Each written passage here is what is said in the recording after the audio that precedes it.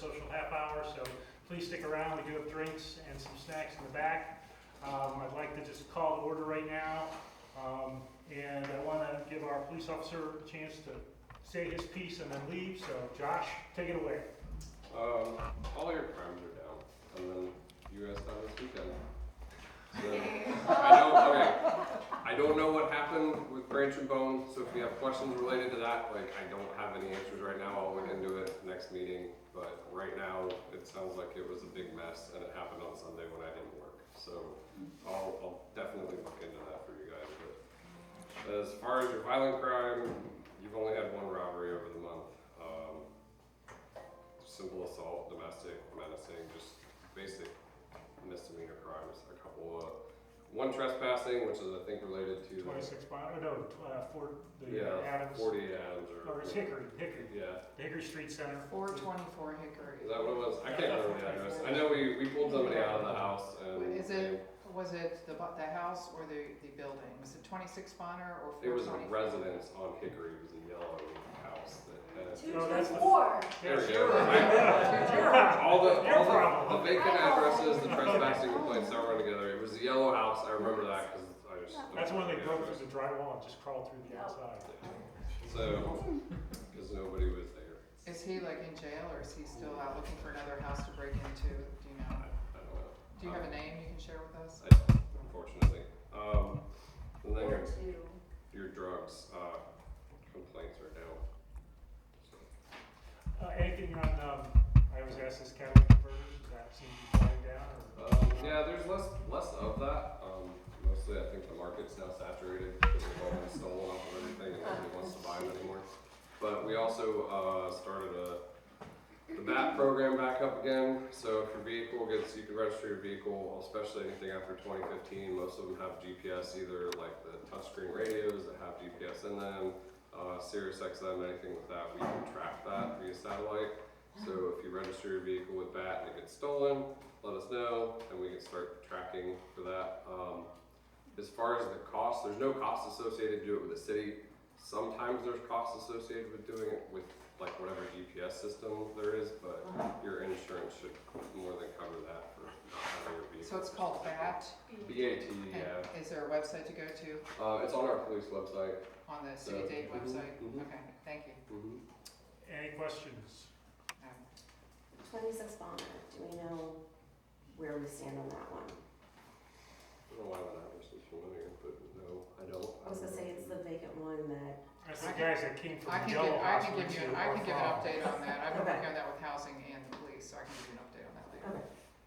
As far as your Sunoco issues, before the meeting, I went through and chased everybody out of both of them, trespassing and stuff. Our biggest issue remains just like with trespassing from the vacant properties and stuff. If we don't have a cooperative owner for the real property, it makes it difficult for us to pursue any kind of criminal charges. I can go through there and tell them to go away all day, and then eventually when I get tired of it and I take one of them to jail, it may or may not go anywhere.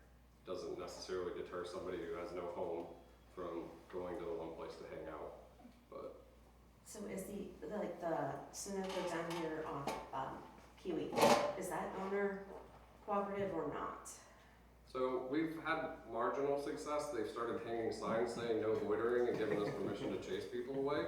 But not to charge? But so like today, charging is fine. Like I trespass people and I can charge them. I can charge people all day long. Okay. But the problem is having a cooperative person. So if I trespass somebody from your residence because you want them trespassed, and then they come back and I charge them, you have to talk to the prosecutor. If you don't want to do that, it just kind of goes away. Okay. So like today, we chased them all out of the Sunoco parking lot, and then they went over to Wayne and Adams, and they're sitting at the bus stop. I was gonna say, yeah, Oh, is that's that a what big- it's going down to? Cause there's a group that hangs there and Yeah. then the bus stop right next to Sunoco. So usually when we chase them out of the Sunoco, they go over to the bus stop. I'm not sure who owns that building. It's been renovated status for. Is this on the South Park side? of Yeah, Wayne? Yeah, it's right there. Yeah, Wayne I Adams. have that owner's contact. I was gonna say, I think it's, So- what I heard was the tattoo parlor. That guy, yeah. Bluebird? David Clavin. Okay. I know. I've got all his contact information if you want it. Okay. I'll get that from you. I'll leave you my email when you send it to me. So yeah, it's going to be displacement at this point until we can figure out what to do with them and where to make them go. Same with Veterans Park and the other place in the city where congregation is an issue. We Any just other need to questions? get Limp Bizkit to do a show there. You know, they'll bring their own security and clear everybody out. Yeah, the famed Limp Biscuit.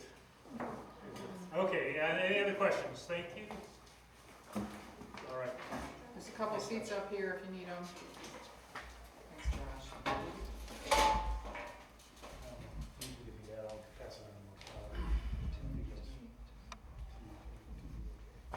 All right, second community report, we have some guests from Emerson School. Thanks, Josh. We have some guests from Emerson School talking a little bit about traffic and plans and all that. I'm going to start with the principal, Ms. Ariane Johnson. Yes. Welcome. Hello, hello. How are you, everyone? Good. I am Ariane Johnson. I am the principal of Emerson Academy. I have been a part of this community by working over there for the past 6 years, and I am here to help us come to some resolve, or at least a plan to resolve our biggest issue, which is the traffic and congestion on Hickory. I know that has been a big, huge concern, and one gentleman that we are working closely with is our Special Director of All Special Projects, Mr. Jeff Chamberlain. Thanks, AJ. No problem. He's come up with some plans he's going to discuss, but I know our biggest complainant issue is the congestion and the number of cars. Just some background information. Our parking lot literally has a big, huge crack on the back end of it, and we can't use it like we used to. So at once upon a time, we were able to get the majority of our cars in the parking lot as we queued them in for dismissal. And that had to change because the parking lot is literally in the process of falling off the back end of the building. So for safety reasons, we had to make a drastic change, and that has created the congestion on the street. But I'm gonna have Mr. Jeff Chamberlain come up and give you some more information regarding that, okay? Thanks, AJ. No problem. Thank you, everybody, and welcome. I have some boards that are going to be hard to see, and I have some handouts of exactly the same thing that I'll get to in just a minute. But let me explain kind of how this started. So from my perspective, I knew nothing of the traffic issues, and I think they were less severe until this past school year. But the retaining wall is when I first learned about it, and it is collapsing slowly, and we started a process to figure out, okay, how do we replace it? And the cost is really prohibitive, and we kind of opened our minds a little to, what if we just graded it out and made it a hill, and found a better way to put that, for lack of a better term, financial resources and time and effort into somehow making everything better. And so that's how it started. I got to the South Park district through the church here. That's when I was introduced to Mark Manovich, and we had a conversation about it. That led to another conversation with Dayton Busing. That led to another conversation in the beginning of a number of conversations with the planning director, division planning director for Dayton, Tony Kroger, who's here tonight. And we started initially just thinking through what would make this better. You know, is it really a good idea to, from my perspective, to put money into this wall, which isn't particularly attractive anyways, but it does provide an extra 25 queuing spaces in the parking lot. Let me back up and say, the way that we handle pickup and drop off with kids who aren't on the bus is they come into that parking lot and they would snake through it and get dropped off and picked up at the end of that snake through it process. Well, with about a quarter of really closer to a third of the parking lot not usable now, that took 25 cars out of it and essentially stacked them up on Hickory this past school year. So that's why it was much worse. We came up with a few thoughts and ran them by Dayton Busing, who was quite cooperative. And what I have tonight is a proposed driveway addition, but I want you to all know, we aren't trying to say this is the only option, this is the way it has to be. We are fine exploring other ways of accomplishing a betterment on Hickory, and that's what we hope to talk about. One thing I wanted to start with is, who here is on Hickory? So, a good chunk of you, that's what I thought, and that's great, yeah. Pretty much the whole street. So, okay, good. I wanted Tony to be able to know whether, you're living the problem, and. I live on Bonner and I get the same problem. Yeah, it's still a problem on Bonner. They come straight out of that parking lot, they zoom down my street Yes. like a racetrack. So you mean speeding? Same on Brown. Yes. Yeah. Yeah, and the volume of cars. Well, so the intent, and I think that's what we're gonna get into, but the intent when I started this and was, well, it was potentially twofold. There's two goals, two obstacles. One is, should the quantity of traffic on Hickory be part of the solution? Is that, everybody has access to roads, but can we make that better? Is that an important goal we're trying to get our arms around? And then the second one is just, from my perspective, was the congestion itself. During pickup and drop off, I understand it's impassable. When you have a queue of 32 cars on one side of the road and cars parked on the other, And and then when those they're are skinny dropping streets. off, they're Yes. dropping off on the other side when kids, they won't let people through. They're dropping off on Perrine, they're dropping off all over. It is. It's and dangerous. That is It is. it is. But there are always gonna be walkers to the school, and they're always gonna do that, unless there's an easier way, that's done elsewhere. So, There is an easier There way, is an easier which way. we've been trying to tell you all along, which is Buckeye is built for that kind of traffic. wait a minute, okay? So the first and foremost goal, from my perspective, was the congestion. And the second one was actually lessening traffic on Hickory. So I'm sure we'll hear about both tonight. The other thing is, we wanted to do something as quickly as possible. And the reason that this was what I wanted to show you tonight is it's all on our property. It's theoretically easier to get approved, permitted, and done. And if we are on the other side, it's in a city park. You can't just put a private driveway in a parking lot in a city park. It doesn't mean it can't be done, and the city of Dayton has not said you can't do it. But that isn't the first, from my perspective, it was what can we do now that makes a difference the quickest? And so that's why you see what you see there. When we came and did an observation in April of both a pickup and a drop off, there were about 100 total cars. So this was all videoed and counted, and students were counted getting on and off the bus. There's 100 cars that come and pick up and drop off. That at the maximum length of that queue, it was 62 cars. And what that means is people don't all come and wait. And this is in the afternoon when it's the worst. But the line gets shorter and cars backfill that come a little bit later in the process, until the maximum queue was 62 cars, and that's what's shown on the left. What I wanted to show is we don't have the opportunity, so this was what we observed that day. There's no ability to do the serpentine in there because we have about a third of the parking lot that's not usable right now. So they just come in and they stack up and then they leave. And that puts those extra 25 cars out on Hickory, and this is how far down the line was at its maximum. That's a total of 62 cars at its maximum. So what this shows is the same 62 cars fitting completely on the driveway and not on Hickory, with room for another dozen-ish before there would be any cars on Hickory. So that's why that's in front of you, and that's why we're at least gonna talk about that, because that's all on the school property. It doesn't require any process to go through with a city park. I don't have a lot of experience.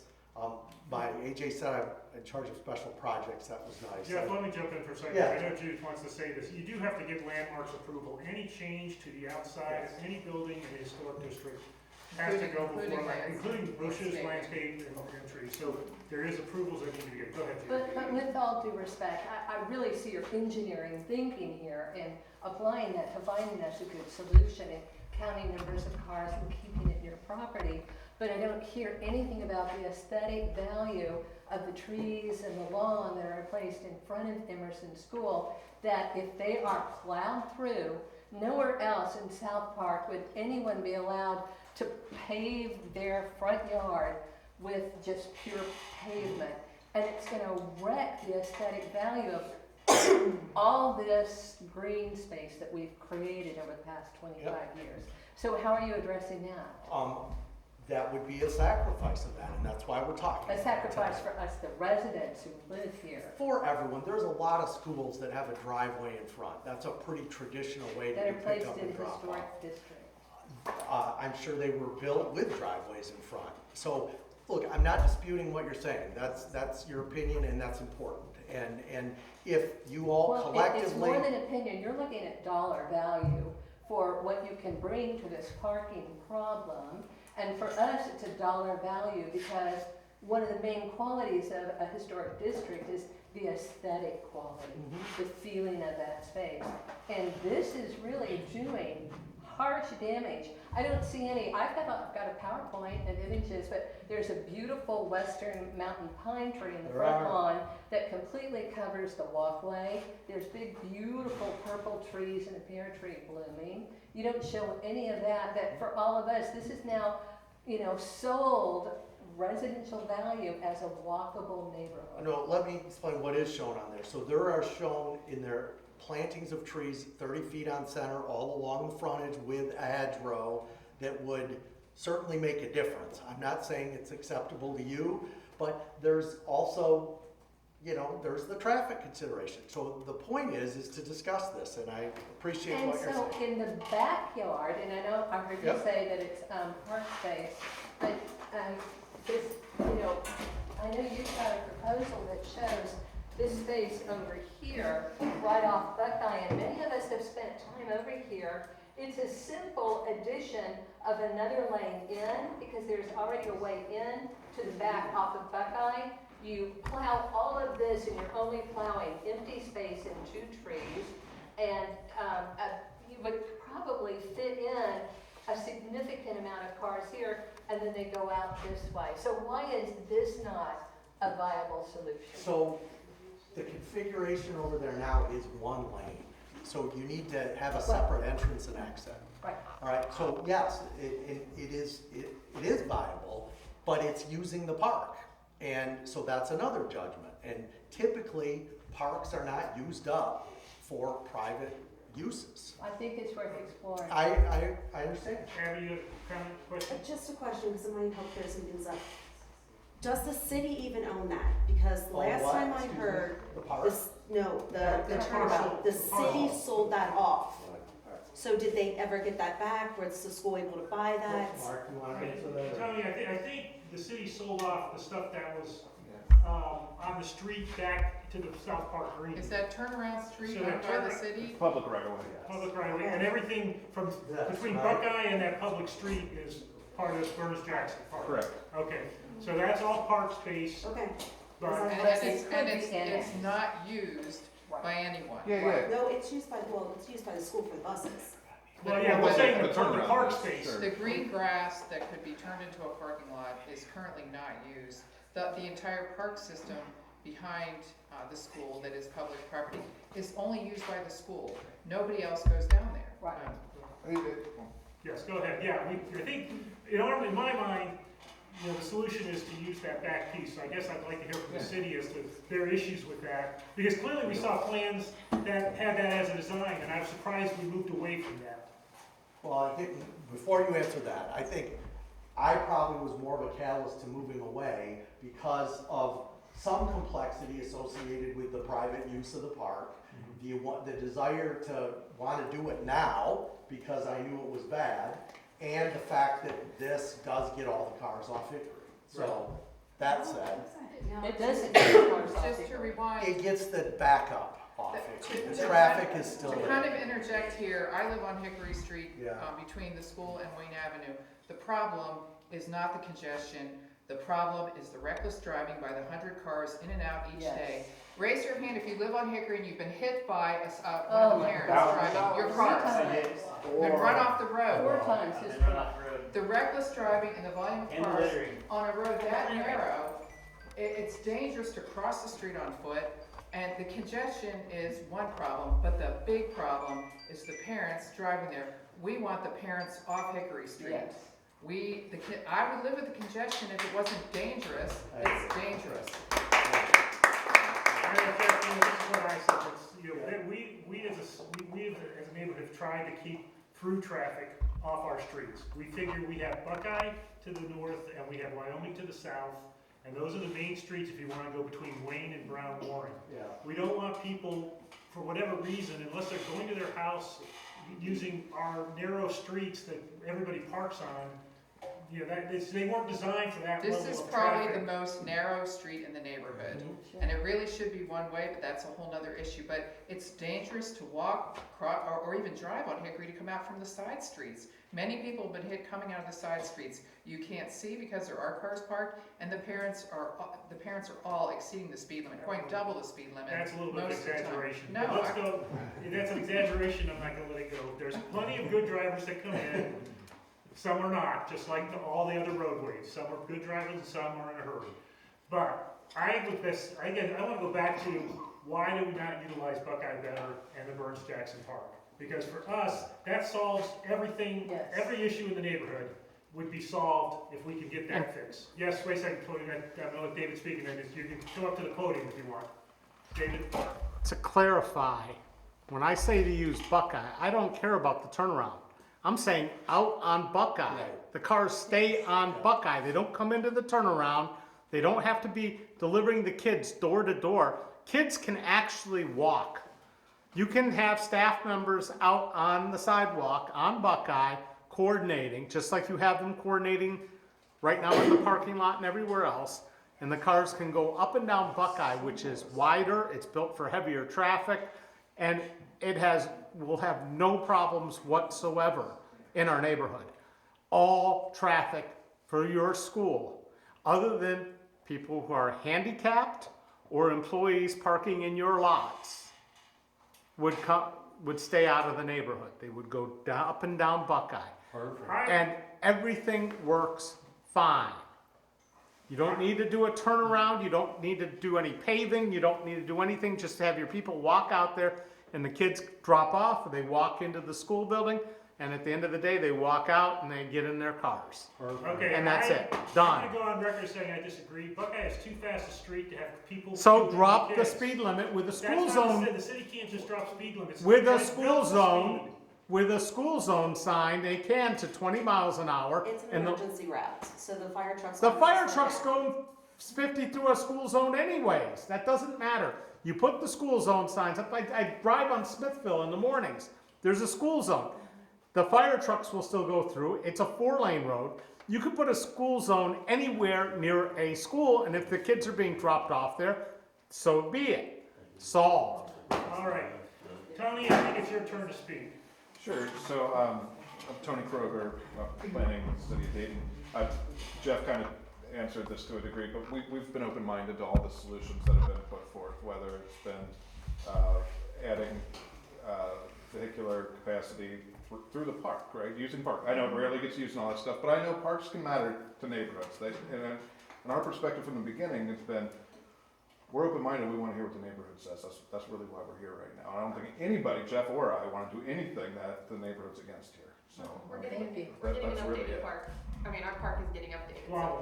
Guamo's getting Wow. We have other parks, Yeah. and you know, the city sold off a big section of our park without any consultation to the neighborhood in that general vicinity. So saying the city is cognizant of park space and the value to the neighborhood, that area that we're talking about using for this is so far from the neighborhood, it's pretty much on 35, no one uses that. Yeah.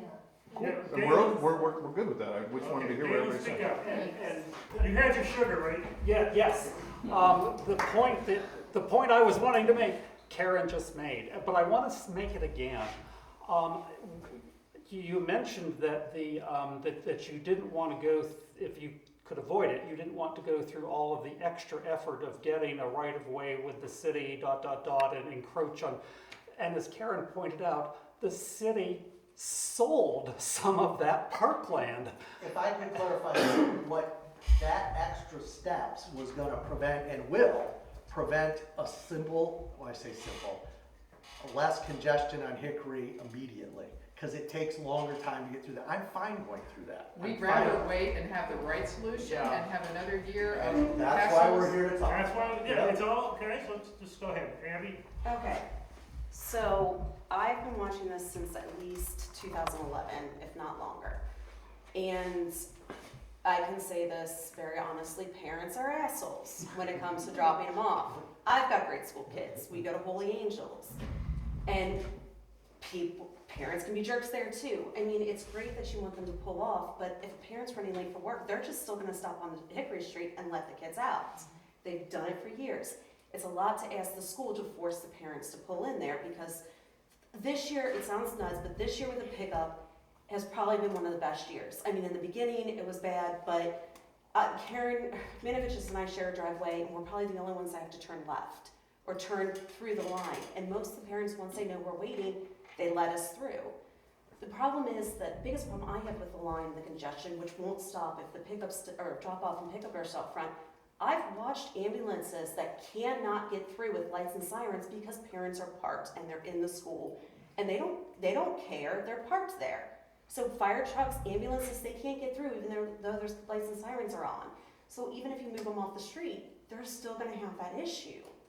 What my question was can you utilize the concrete pad in the back from Burns? Have the school buses line up where they are. This is what Holy Angels does. The bus kids come out first. Parents are not allowed to park or line up in front of the school until the buses are gone. The buses go, and then the parents start to pick up. And if they could drive right behind the school, have a line there, and then just go out the same way as the buses, they would be lined up on a less busier road.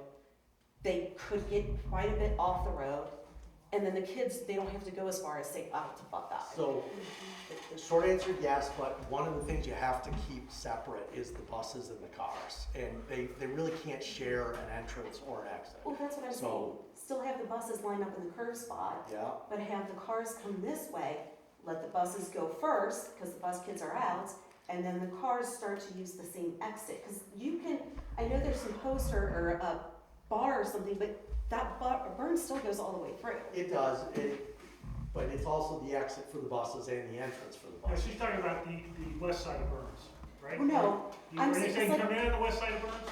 I'm sorry? I'm saying come in from the west side of the Burns, exit east, but only exit after the buses leave. Because the buses line up, there's 7 or 8 buses but before I leave to go pick my kids up. And so the buses line up there in the afternoon. Yeah. Yes.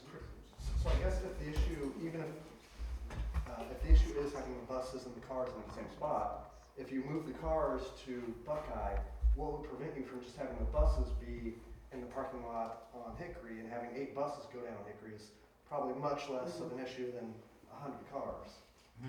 It can be, and one of the things we discussed is, could the buses be on the curb on Hickory, or do they have to go in the parking lot? If they have to go in the parking lot, a change still is probably required, just because they're so big and they're turning radii.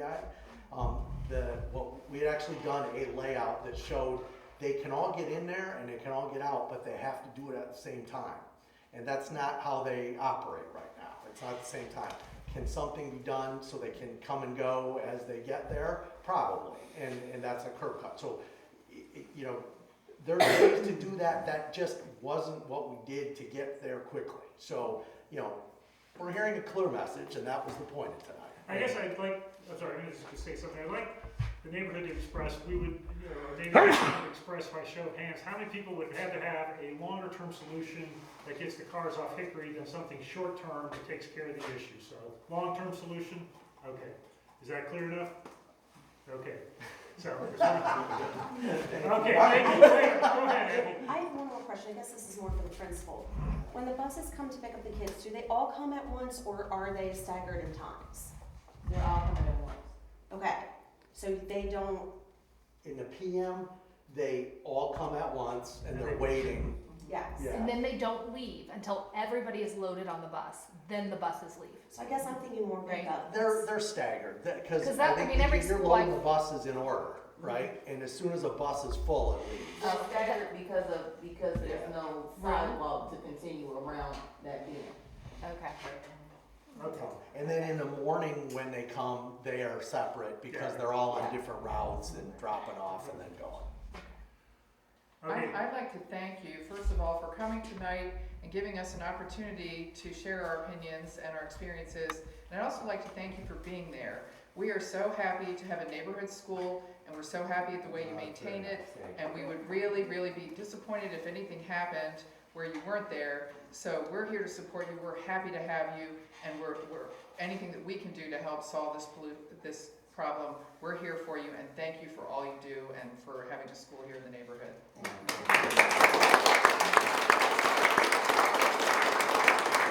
So to recap, we'll be looking at some alternatives on the other side, and I'll reach out to Tony next week. Well, probably not next week, but Good.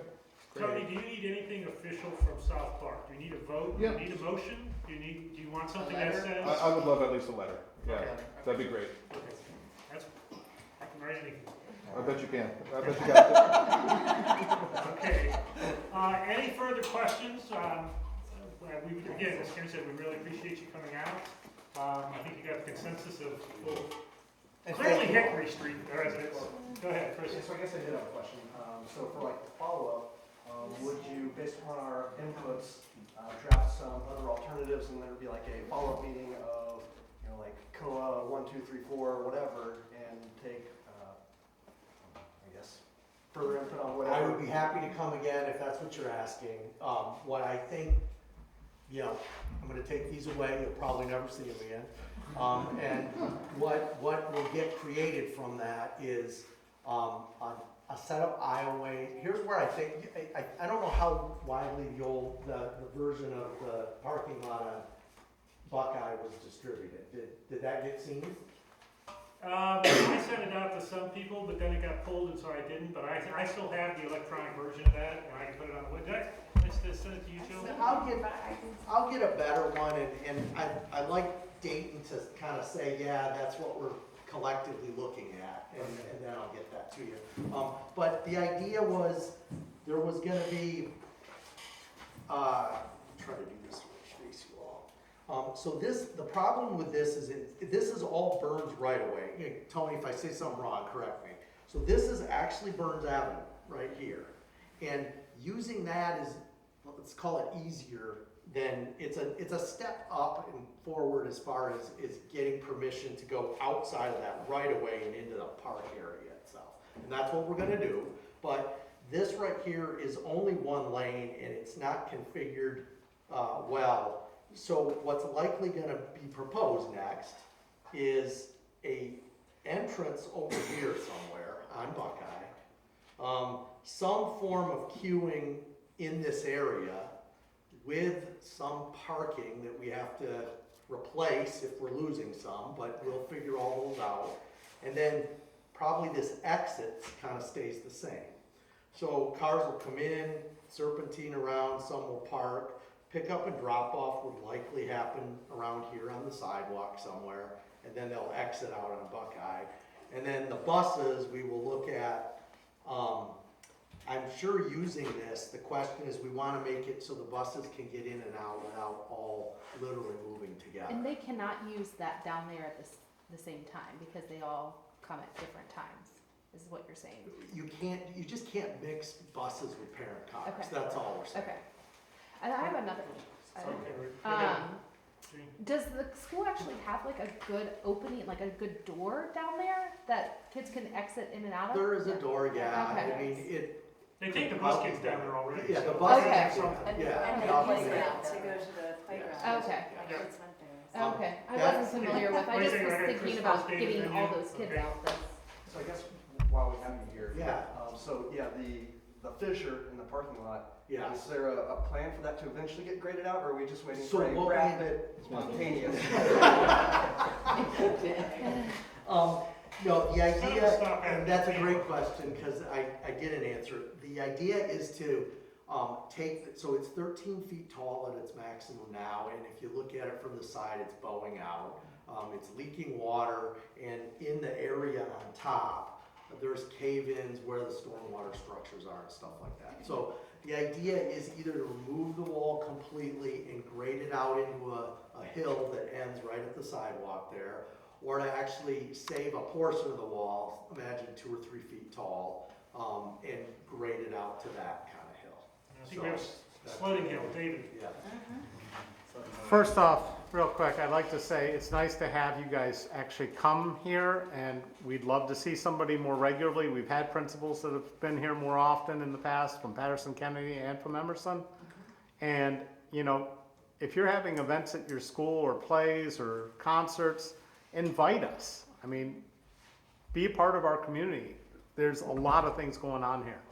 But the other option is, in case you didn't know, South Park's kind of become hot property, and there are developers planning to build a whole bunch more stuff down on Warren. And that site where you have a parking lot that's falling into the ground and everything else would be an amazing site for them to come in and take the wall out and build a 3 or 4 story building with apartments and drive-in parking lot in the bottom and a great view of the city, and solves your problem with the wall caving in, gives us high-density housing that's worth something. You get money enough that you can afford to do anything you want on the other end, and the city should be quite happy. I appreciate that. We do have some parking obligations, though. We have staff parking and we have park parking. But that can all be worked out with the money you're gonna get, so that you buy that section there in the corner or something else, and we allocate. It's always been a primo location, and it wasn't always a parking lot. Appreciate it. Galen? This may be a question more for Tony, but you mentioned the Burns Avenue right-of-way. The Burns Avenue right-of-way meant something once upon a time when there was actually a grid of streets in there, but it's a vestigial thing left over from US 35. There really isn't any Burns Avenue right-of-way. It doesn't serve any function. It may be a legal fiction. So I would encourage you to work with the city on using that, because the right-of-way doesn't serve any purpose anymore. It hasn't for 50 years. Is that a vacated alley somewhere? Well, it's the other side of Burns Avenue. It's the other side of Burns Avenue. It's a vacated street. Well, Sealy's Ditch, I think, at one Yeah, time. I'm just saying, they vacated that stretch right by the park. Okay, who's taking up enough of your time? Jeff, I hope we don't bring you back from Grand Rapids. I hope we can settle this. Send me a picture. We'll distribute it, and we'll get this done, and you'll be starting, what, next week? All right, I'd like to keep this moving. It's already 20 to 8. So unless you have second, if you have a particular question or something you want to take offline, I don't know if you guys are leaving right now. You can if you want. I would be happy. I know you have my contact Yes, information. If you You like want to to have spread it things, around? I'd love it if it was funneled through you, but ultimately your questions. Well, we have a website if you want a lot of contacts, but okay. No, I'm fine with that. I'm happy to coordinate with you. Okay. All right. Thank you very much. Thank you very Jeff. much. Thank guys. you. I appreciate it. Thank you very much.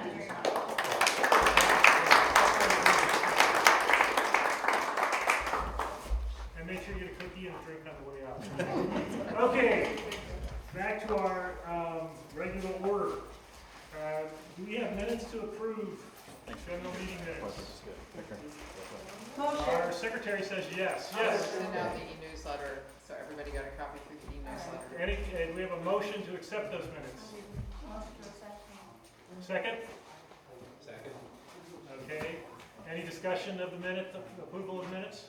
No discussion? All in favor, aye? All opposed? Okay, my motion moves past. Okay, trying to do the president's report quickly. First, just to remind everybody, the new neighbor party is the 28th, which is tomorrow, at Heath's Place on Park Drive, 326 Park, from 6 to 8. Please come. 6 to 9. It is bring a potluck. and well, the drinks will be provided by the neighborhood. So that's number one. Number two, Wayne Avenue traffic developments. Did you want to speak on that or not? Or you two? Just- Sure. There is a subgroup, the Wayne Avenue Safety Coalition, that several of you in this room are on, and we've been working together to come up with a plan and working to gather additional support outside the neighborhood to advocate with the city for some of the traffic calming items that we've talked about in prior meetings to make Wayne Avenue safer in the business district. So that group continues to meet once or twice a month. If anyone here is not a part of that group but would like to, please see me after the meeting and I can connect you and you can contribute your thoughts and expertise to that coalition. Yes. Would you like to report on the mobile traffic unit results? Yeah, that's what I was gonna ask about. Yeah, I sent an email back to the police officer for clarification, and I have not heard back from him. Basically, he told me since it was set up through around June 15th, so it was set up March 15th through June 15th, there was approximately 13,000 violations northbound, which means going downhill heading up, and another 7,000 southbound. So approximately 20,000 violations. Now that's the way, his email was very cryptic, so there's 20,000 violations. I'm not sure exactly what that definition means. Is it anybody going more than 35? Or is it the violations are only tickets? Because if it's violations or tickets, then you have to be going way more than 35 because they have a built-in safe harbor, which means it could be a lot more than 20,000 speeders at that time, but they only gave out 20,000 tickets, and that's the clarification I've asked for but not gotten. When I get it, we'll post some more information, but to me, So that's a tickets are staggering. $80 a ticket, so 20,000 times 80. Well, so I guess just kind of doing the fact that I think that stretch of Brook Wayne has, what is it? We said 10,000, 20,000 cars? 20,000 cars a day. So over, what is that, 90 days? Yeah. It's really not. 10%. Everybody. So it's probably the violations versus just the over 35, because I feel like. Yeah, I feel like those were tickets. I feel like those were Yeah, they tickets were- instead. they are But I, tickets. well, no, we don't know that, so we will check and we're trying to confirm that. Because I assumed it when I started, but then I thought, well, I don't know how he's defining it. So yes, it seems to be, hopefully, has anybody got a ticket in this room? I know Good. people have. What? I know of people that Oh, you know have, people that have. live So, there. Yeah. Tell them to slow down. Anyway, Yeah, that's what I don't know how long we have that for. We are gonna check that out. I mean, these are temporary. I mean, I think it's like 6 months or something, so I don't know how much longer we will have it. But clearly it shows there's an issue on Wayne.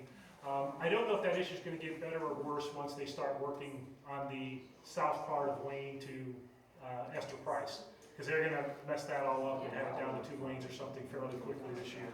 And I guess I think it might cause, it'll slow things down up the hill, but coming down the hill, people may say, well, now I can finally move after they go through the Wyoming intersection, which means I'll go even faster. Okay, last month we talked about if we can find funding about the gazebo mosaic installation in front of the gazebo of the South Park Lady, and we sent out something with a picture so everybody could see it. But I wanted to know if there was a motion we needed, because it was public space. The city told us, somebody in the city, not you, Tony, but we were informed that the neighborhood had to support kind of digging up a public sidewalk and putting a mosaic installation. So, has everybody seen it? Any questions about that? I have not seen it. It wasn't sent Oh, out. You sent a picture of it. I sent you the email that had it, showed the lady and showed the square where it was going. Okay, well, I don't think. Okay, we'll Yeah, delay it. okay. I'll send it back to you again. We'll table it again for another month. I will make sure you get that. I thought it was out there. We gave it out an image at one of the meetings. There was a I flyer. know, but I thought I sent it out specifically so we could get into the thing. Okay, the next item is the South Park Flats development. I think everybody's heard of that and seen that. We're trying to get more information. There's going to be 2 hearings. The first is the Downtown Land Use Board meeting July 10th. That's at the library in my conference room A. I'm on that board, so I will be there to, we kind of approve things. I don't think we really have a whole lot of power, and if we don't approve it, I don't know if it does anything, but we do opine on things. And so I do want the neighborhood's opinion. Has everybody seen the drawings for the South Park Flats? No. Do you know where the South Park They flights haven't are? been sent out yet because I just downloaded them from Susan Vincent, but people may have seen. They're in the them. DDM, yeah. They're in the daily paper. Yeah. So you may have And seen it, but we it's received not. one in the mail yesterday. Right, yeah, I got one because I'm a Where downtown is Florida. it? Where is it? Okay, it's, if you think about Burns Avenue and Alberta and Nathan, you know that big, green, where the Spug used to be, the Spug, Yeah. South Park Urban Green? Okay, overdevelopment is going to take all of that and put in, 3 big apartment buildings with, I think, 21 units each. Then there's gonna be, along Burns, there's gonna be townhouses, and then on the Alberta side, they're gonna be single-family homes. So basically, everything between what they did on Brown Warren, where they put those 2 buildings up, back to Alberta will now be residential. So it's all residences, no commercial, some owner occupied and some rentals. Do you want me to add any Yeah, context yeah. for what I know? So, back when the first building was developed, before that, planned development zoning overlay was approved for not just that building and then, but also the building to the south of that which exists, but then also the site that Mark just described, the former Claiborne Manor site. And that was approved, and at that time, that planned development, it was said that, well, okay, we get the details on the first building here because you have good architectural drawings, but everything subsequent to the approval of this planned development several years ago now has to come back for basically a final design approval, a site approval, assuming you're conforming with that planned development that was approved several years ago. And that was developed with a lot of input. I don't know who was around back then, but Ober went through a major process for that. And so now they've come forth with a plan that, in my view, conforms with that plan development that everybody agreed to. So yeah, it has the townhome, the attached single family on Burns. Nathan Place has the 3 apartment buildings, and then is it Alberta? The one with the detached single family homes. So the point from the beginning, as you recall, it was the higher density on Warren, and then ultimately scaling down. Yes, Holly? So I take it that's not like in the actual historic district then? It's actually outside, because that side of Alberta is, I think that's where it is. That's not in the It's historic. not in the historic district, they can do anything they want. And we always wanted a redevelopment of Claiborne Manor, and I think you worked on that when you were first developing the plan. Yeah, right? there was So, I always, mean, long before the plan that is now approved, there was a great deal of community input from this organization on what we wanted to see in that land before Claiborne Manor was torn down.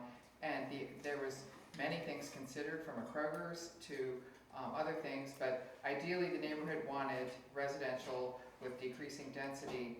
Now, the 2 hearings that Mark just mentioned, if you're interested and you want it to be heard, they are public hearings, so you can attend the library hearing and give your personal opinion, and you can attend the plan board hearing, which is another the day. plan board meeting is 2 days, or the next day, so we didn't get a lot of notice, I don't know why. One is July 10th, 6 o'clock at the downtown library. That's the downtown land use board. Like I said, we stamp things yes or no, but if we do no, I don't know if it stops it. But then the next is the plan board, and that's the next night. That's 4:30 at City Hall, mezzanine floor. So that's in front of the bigger plan board. But like Tony said, they had a plan already developed, so as long as it conforms, I'm assuming there's not going to be, the plan board shouldn't have an issue with it unless suddenly the neighborhood has changed their minds. Yes, Chris? Oh, sorry, go ahead. Oh, So the plan board is the same night, July 11th, that's when we're all at Muller. yeah, but it's at 4:30. We don't go to Muller, we run until 5. Okay, yes, Chris? So yeah, I always saw the, I guess, drawings and the data going use, and I don't know that they had like single family homes in the article. I remember seeing the. They do. Apartments. If you look, I'll pass this around to everybody here. We'll send it out. Yeah, we'll be sending it out. Everybody wants to see it, I'll show it to you. You can't really see much unless you have really good eyes. There, I it's a do. combination. It Um, will be for sale Well, along if you look, the single family homes will be for sale. Okay. And then the buildings along Nathan are And have you likely seen rented. them? Do they look That's- similar there to are like single-family what the homes price on the points Alberta, are? so they're gonna be across from the other single-family homes in Alberta. I think they look nice. I mean, That's a good. An alley, so it's still like Yeah. proper As long as zero there's setback. Right, and all the parking is gonna be centered inside the back lot, so. The properties on Burns Avenue will be row homes, right, Tony? I beg your All pardon. those row homes on Burns Avenue, is that what you call Attached it? single family, Yeah. whatever you want to call it, yeah. Yeah. Yep. like Sims's style when he's built all over downtown, but it's Yeah, I not mean, Sims. it's very, very attractive. I mean, the buildings are ugly, but the concept is good. Yes, Caitlin? Yes, Caitlin? Yes, ironically, I read an article just a couple of days ago about the crying need for housing in America and a crying need for housing in urban areas. And the problem, the article was about problems about local government. That local governments are who have their finger on what can and cannot be built. And that it's generally local governments that destroy the opportunity to build residential units inside urban areas. And so this is kind of an epiphany when 2 days later this plan arrives in the mail. And it's, because we have to remember that once upon a time, that land was solidly housing. That's where Martin Sheen grew up. So we're going back. We are going back to what it was. We're going back to the use that land was always intended to be since the 1870s. I agree, and I think it's a neighborhood. I mean, I don't know if we need to vote on it to support it or not. I'll let everybody just go to the meetings if they want to, but I clearly think it's a great idea, and it was always intended to have residents there, plus we'll keep the homeless off that who camp out there. Yes, David? So one of the problems is the homes that are being built are not affordable housing or a percentage of. And That's another topic. there have been some communities that have insisted that at least 10 to 15% of any new development has an allocation of affordable housing. And I would love to see that included in this plan. You can bring it up That to the ship planning has board. sailed, this has been in progress for Okay. decades. Let's go on, moving on. The fireworks, thank you. Yeah, In case free you to didn't come out and realize, advocate for low-income housing tax credit. in case you didn't know, the fireworks get have killed now at been meetings. I moved won't to need you Kettering there to Field, say so we they need moved this. them further north than where they were from last year. So last year, I think they said they were right above the bend where 75 is. Now they're going to Kettering Field, which is a little bit further north from us. So if you're planning on watching them from South Park Green, bring your blankets and sit and watch, but I just don't know if it's going to be very visible. You'll be able to see the in-house fireworks by all the miscreants who launched them from the Emerson property. Yes, so I just want to let people know, because we do always get a big crowd for that, but it's going to be harder to do even more than last year, because they're moving them further north. Finally, I want to make sure everybody knows that Burgess and Janine Gow received a PEI award for excellence for all the work they've done in South Park. I know most people know Burgess and Janine, and they did a good job. So we'll just go on. Okay, trying to move along. Any marketing, communications, nothing? Parks, Nick? There's a beautification project going on at the Adams Park as we speak. So we are weeding and mowing and watering, which we'll be doing more of as soon as the rainstorms that have kept us largely going. But we already have members watering all over the place. If anybody is interested in helping out, please let us know. We are always looking for other hands. Thank you. Block captains, Amanda's not here. Membership, Aaron's not here. Anna Crown, Mark's not here. Housing, Karen, you're here. Okay, so thank you for all of you who turned in the people who had tall grass last month. I appreciate the assistance. What we're seeing with housing is the vacant properties in the neighborhood that are obviously vacant by having very high grass. The vagrants and drug dealers and all kinds of bad element have been breaking in and staying in the houses. And it's been very hard to get them out because, as Josh, the police officer, said, we don't have owner support. Last month we talked about 26 Bonner, one of the Lotney properties. That has been broken into several times. We have had to board it up and they still have broken in because it's in probate. There's no way to really do anything with that property and the other properties with it. So we have 3 properties in a row that are at risk. They have broken into the house next to Jackie and Jamie. They just ripped the siding off and broke in through the drywall. They didn't even need a door or window. They've also broken into the Hickory Center, 424 Hickory Street. I believe it's the same group. They also broke into the house near the corner of Morton and Adams earlier this summer. So these obviously vacant, long-term vacant properties are big targets for these groups as we chase them out of one house after another.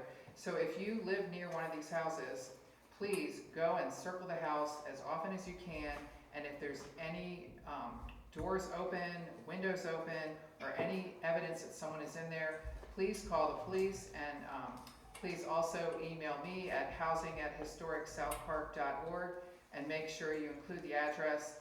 If you know the owner's name and have an email or phone number for the owner of the vacant property, please give that to me too. It is a big problem in the neighborhood, and we're really struggling to stay on top of it. We have very limited resources, although I have to say our housing inspector, Tim Bascom, has been a hero. He's been crawling into like very desperate places and trying to board and secure places. The Hickory Center, please keep an eye on that. They busted open the double doors on Hickory Street and then propped open the back door. Luckily, neighbors alerted us, and the police were able to get there, but they couldn't secure the building. We finally got it secured. But anyway, if a house is vacant, and obviously vacant with the tall grass, they are a target. So keep turning people in for tall grass, because maybe they won't think it's vacant. And please help me by keeping an eye on that. I'd also like people to walk the alleys and turn in any trash in the alleys. I've found some pretty big dump piles. And I've tried to walk every alley every day, but I've been out of town recently and can't do it all myself. So please walk the alleys, and please turn in trash piles, and make sure you have the address, and turn them into timothy.bascom, B-A-S-C-O-M, at DaytonGov. What is it, Tony? DaytonOhio.gov. DaytonOhio.gov. I should have it memorized. Thank you. That's my report. Okay, Holly's not here. I don't think our finances have changed. Martha, do you have anything you need to say? Okay, thank you. We had down that we might consider doing a block party. That's under new business. But we need someone to kind of spearhead it. And we need to find out if there's interest in doing it, and then selecting a date. So I'm throwing it out there. Is anybody interested in doing a block party? Not as extensive as the one we did last year, but maybe just something at Blumel Park. Try to get a food truck or two or something like that. So I'm just going to leave it out there. Sometime before the end of the summer or the end of the year would be probably best. We have the new neighbor party obviously coming up tomorrow night, but we have pretty much July and August free, except for Shakespeare the last of August. So I will just say we have not determined on having a date or doing that. We need an organizer first and foremost. We need someone to be in charge. Yeah, if I ask, is anybody interested in would they attend the block party? What's the answer? Raise your hands. Yeah, is there anybody who will organize it? Now that all the hands are down. Okay. All right, well, until we find somebody to do it, we're going to just bring it up Would next you year. define, I've been out and missed whatever block parties, what's a block? We had a block party last year, which we kind of called the reunion block party. It was for trying to bring back residents for the last 40 years. Everybody really had a good time and said we should do this again, but it was a lot of work, and we wanted to maybe just do something at Blumel Park where we, have everybody bring a potluck, sort of like a new neighbor party, but more at a park or, not somebody's house. So just, where it used to be you close off streets, but rather than trying to make it inconvenient, we thought we could just do it. Let's just close off Hickory during school and have a block party every day. Or go to the Sunoco station and just park our cars there and wander around the store to buy a Twinkie for an hour. You have to dress appropriately for that. Okay. Any other new business anybody has? Okay. The only other I have one announcement there is in case I know everybody probably saw this, but South Park Tavern went back and got a liquor license and has reopened. So that's great news for the neighborhood. South Park Tavern, everybody knows where it is. Please try to utilize their services. They were a good neighbor for many years, and we'd like to keep them in business. Okay, any other announcements anybody has? I'll just say we had 13 people that joined for the first free yoga in the park at Blumel. That is going to happen again the next few Saturdays. So if you don't follow us on our social, please look for that. What time is that? 10 a.m. on Saturdays. So the next 3 Saturdays, they'll be offering it. Really appreciative to Caitlin and Aaron Gehring from Speakeasy for doing that. So all are welcome. 10 a.m. at Blumel on Saturdays. Sarah, do you want to say anything about Sunoco? So I've been talking with Brett Smith, who's the head brewer at Ranch, and he's definitely been very concerned about what's going on in Sunoco. And I have drafted a letter and worked with him on making sure that it was striking the right tone. And so that letter is being circulated for revisions, etc. But it is eventually going to go to city commissioners, the mayor, city manager, and the chief of police, requesting a meeting with the city manager and the chief of police to talk about steps forward to securing that area. What needs to be done to make sure that some of the crime, drug dealing, sex work isn't occurring right there. It's right by 3 elementary schools. It's right by a lot of businesses that are trying to grow their business. So yes, exactly. So yeah. So it's something that I think it's going to take a village. It's going to take a lot of people staying on it. And so thanks to everybody who was concerned about the violence that was going on there. And thanks to all of the businesses that have been stepping up. So. Okay, thank you. Thank you for spearheading this. That's a tough task. Okay, any other comments, questions, announcements, new business, anything else? If not, I'll take a motion to adjourn. Motion. Second? Second. Makes it second. Okay, all in favor, say aye. Aye. Okay, it passes. Drinks and cookies. Ginger snaps.